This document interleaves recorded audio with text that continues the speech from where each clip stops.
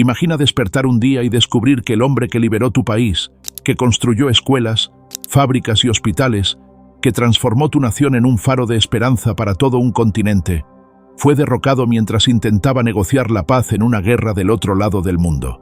Ahora imagina descubrir, décadas después, que todo eso fue planeado, meticulosamente, por potencias extranjeras que jamás pisaron tu tierra, pero que decidieron que tu líder era demasiado peligroso para seguir vivo políticamente.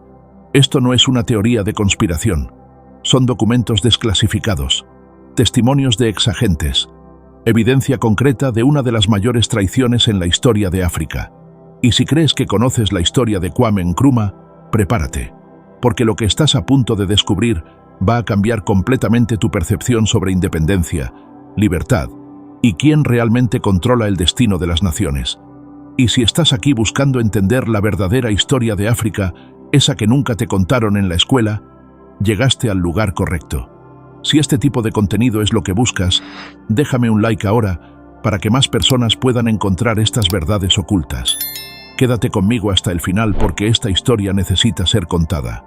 Cuando Kwame Nkrumah llegó al poder en Ghana en 1957, no estaba simplemente liderando la independencia de un país. Estaba encendiendo una llama que amenazaba con incendiar todo el continente africano. Y las potencias occidentales lo sabían. Vieron el peligro antes de que la mayoría de los africanos se dieran cuenta del poder de lo que estaban haciendo. Nkrumah tenía un sueño, pero no era un sueño cualquiera, de esos que los políticos venden en campaña y olvidan después. Era un sueño que quitaba el sueño a diplomáticos en Washington y Londres.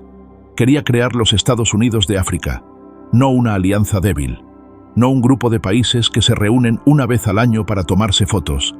Hablaba de un gobierno federal único, con una moneda común, un ejército unificado, una política exterior coordinada, una África que pudiera hablar con una sola voz al mundo. Piensa en el poder de eso por un segundo. Un continente entero, rico en recursos naturales, con millones de personas, unido bajo una sola bandera. Una potencia que podría negociar de igual a igual con Europa y Estados Unidos, que podría decir que no, que podría controlar su propio destino. Y Nkrumah no solo estaba soñando, estaba haciéndolo realidad. Ghana se convirtió en el centro de entrenamiento para luchadores por la libertad de toda África. Financiaba movimientos de liberación, acogía exiliados políticos, daba dinero, armas, entrenamiento a quien luchaba contra el colonialismo. Bajo su gobierno, Ghana era un santuario para artistas negros, pensadores, líderes revolucionarios de todo el mundo. Los números no mienten. En 1957, Ghana fue el primer país africano al sur del Sahara en conquistar su independencia. Menos de 10 años después, más de 35 países africanos habían seguido el mismo camino. Esto no fue coincidencia. Fue el efecto dominó de Nkrumah. Cada país que se liberaba era una pieza más en su tablero continental. Pero había un problema. En la década de los 60, el mundo estaba dividido en dos bloques: capitalismo versus comunismo, Estados Unidos versus Unión Soviética. Y tenías que escoger un bando. Excepto que Nkrumah se negó a escoger.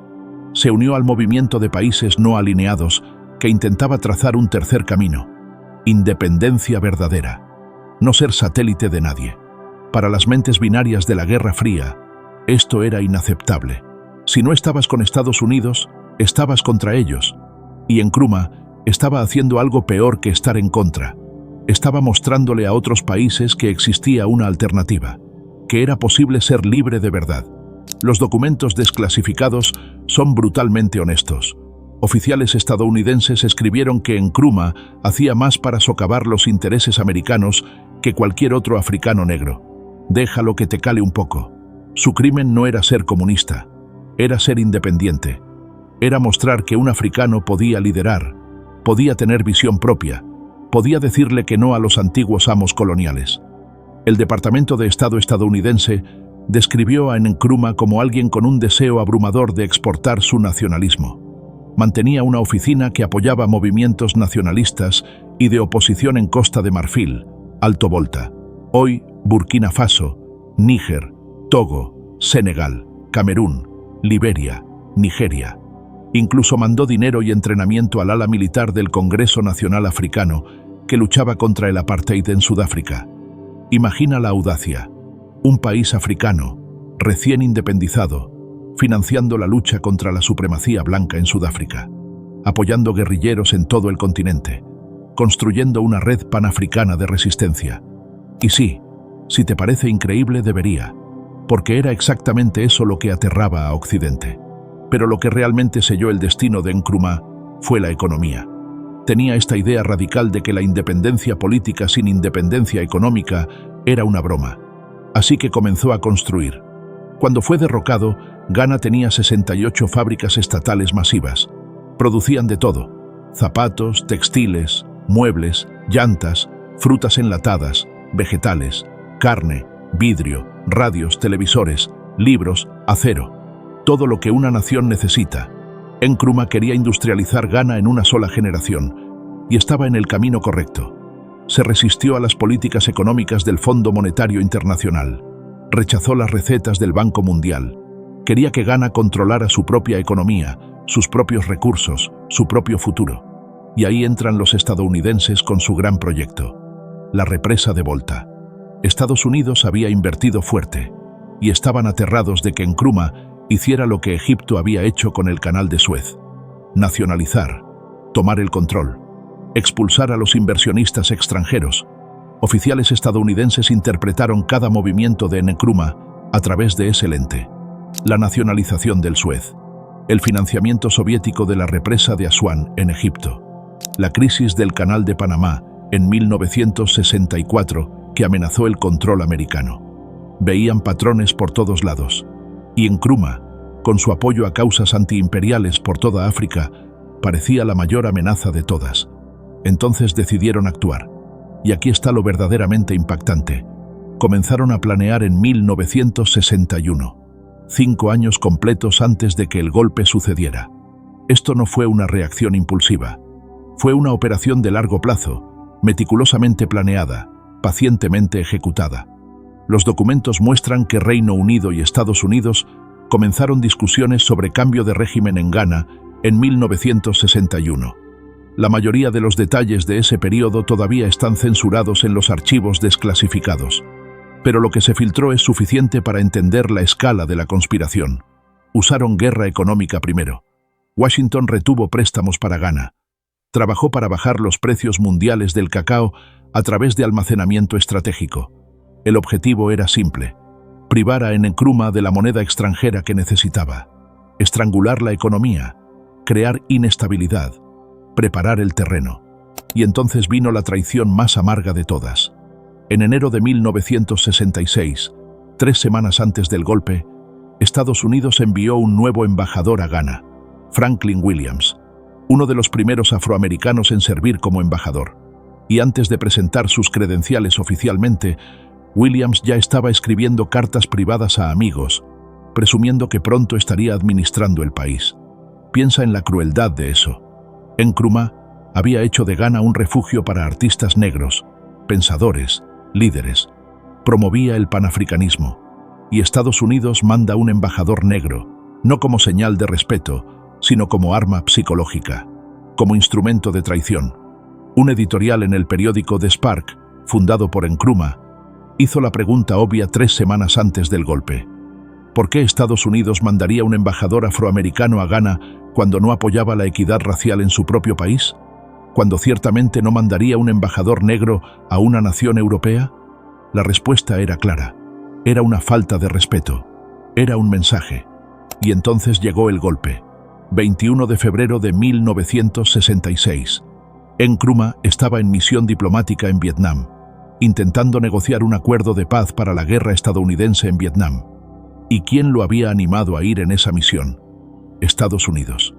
¿Quién prometió detener el bombardeo de Vietnam del Norte para garantizar su seguridad? Estados Unidos.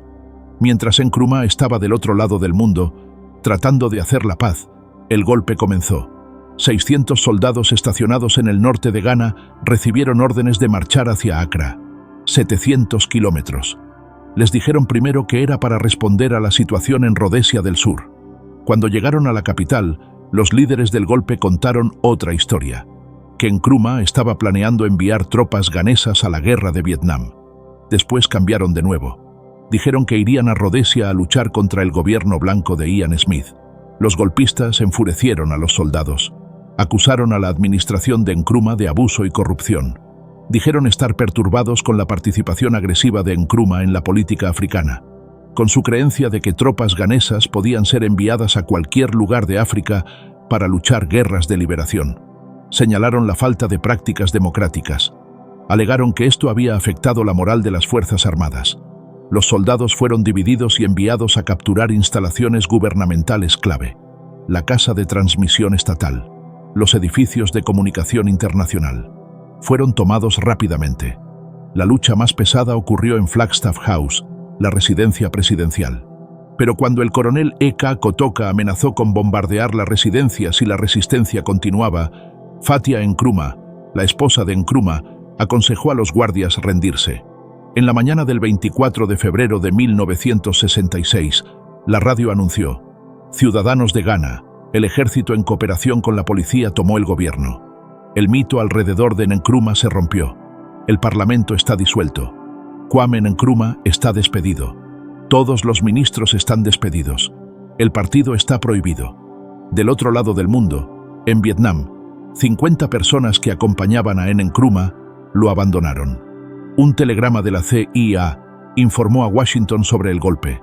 Decía que los líderes del golpe parecen estar implementando los planes que se reportó anteriormente habían acordado para el periodo inmediatamente post-golpe.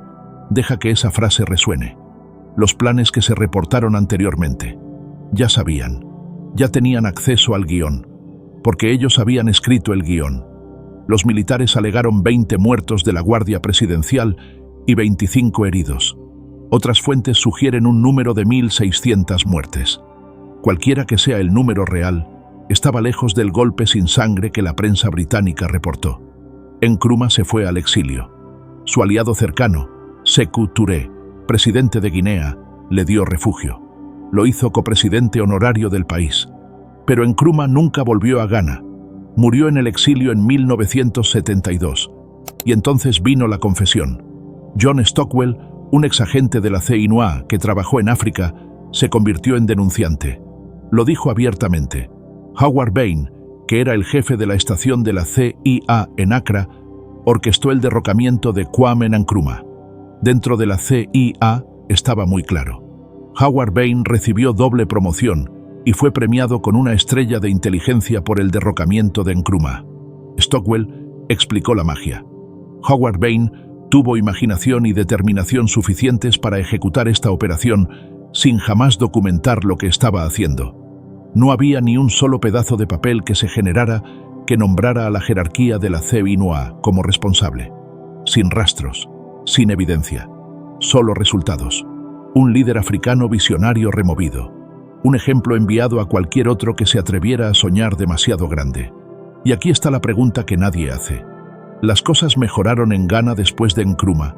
Vamos a suponer, solo por un momento, que Estados Unidos y Reino Unido tenían tanto amor por Ghana que sintieron la obligación moral de liberar al país de la tiranía de Nkrumah.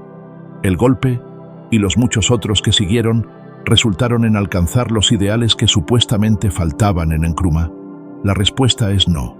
Lo que vino fue una cultura de brutalidades militares. Desfiles de ejecuciones al estilo militar. El Fondo Monetario Internacional mandó una delegación a Accra para decirle a la Junta Militar que discontinuara el programa de industrialización de Nkrumah. Y obedecieron. Como recompensa, algunos de ellos ganaron aeropuertos con sus nombres. La embajada estadounidense había jugado duro con el supuesto mal manejo económico de Nkrumah y su pobre historial de derechos humanos, pero toleró un número mucho mayor de prisioneros políticos bajo la junta militar que lo sucedió. ¿Y qué hay de los resultados económicos? El Consejo Nacional de Liberación que asumió caminó hacia la privatización de empresas estatales, permitiendo la restauración del dominio extranjero sobre la economía de Ghana. El país fue reorientado hacia Occidente. Las 68 fábricas desmanteladas. El sueño de industrialización en una generación destruido. La visión de los Estados Unidos de África enterrada.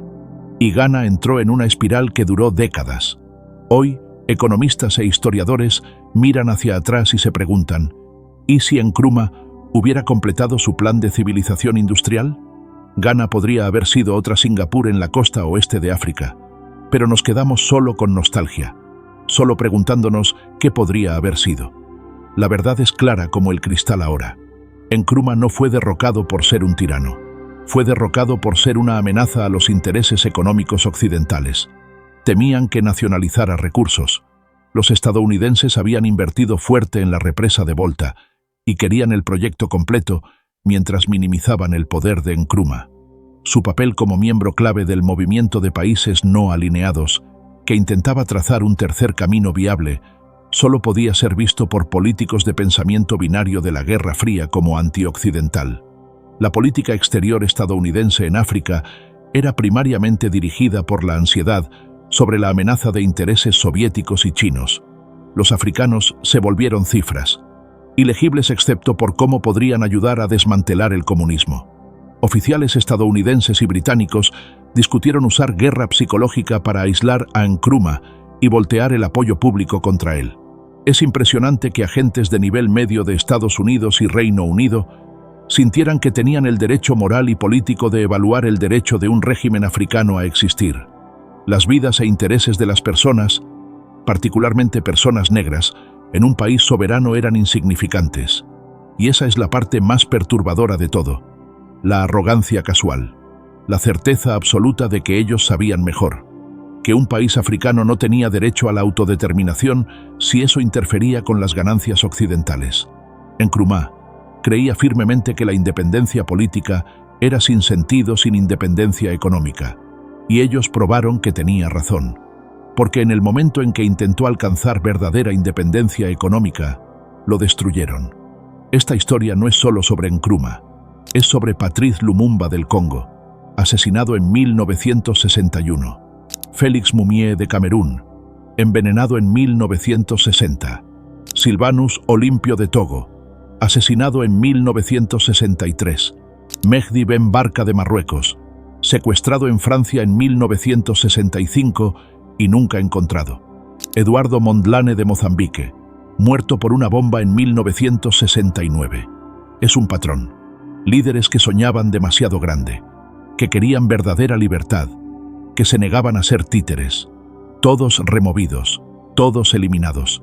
Y si crees que esto es pasado, que el mundo cambió, piénsalo de nuevo. Los métodos evolucionaron, pero el juego sigue siendo el mismo. La historia de Nkrumah es una advertencia, es una lección sobre el precio de la verdadera independencia, sobre lo que pasa cuando desafías al sistema, sobre cómo el poder real funciona en el mundo. Y es una historia que todo africano, todo ser humano que valora la libertad, necesita conocer. Porque mientras no entendamos cómo llegamos aquí, mientras no enfrentemos las verdades incómodas sobre quién realmente moldeó la África poscolonial y por qué, mientras no nombremos a los responsables y reconozcamos los crímenes, no podemos seguir adelante de verdad. Y si esta historia te hizo pensar diferente, si te hizo cuestionar lo que te enseñaron, compártela con alguien que necesita escucharla. Porque historias como esta necesitan ser contadas, repetidas, hasta que se vuelvan imposibles de ignorar. La lucha de Nkrumah no terminó con su exilio. Continúa cada vez que un africano se levanta y le dice que no al neocolonialismo. Cada vez que un líder escoge a su pueblo por encima de intereses extranjeros. Cada vez que nos negamos a aceptar la narrativa que nos fue impuesta. Y si llegaste hasta aquí, si esta verdad resonó contigo, suscríbete al canal para no perderte las próximas historias que no quieren que conozcas. Gracias por estar en este viaje de descubrimiento conmigo. Porque el conocimiento es poder, y esta historia, esta verdad, es un arma contra la amnesia histórica que intentan imponernos. Hasta la próxima, sigue cuestionando, sigue aprendiendo, sigue luchando por la verdad.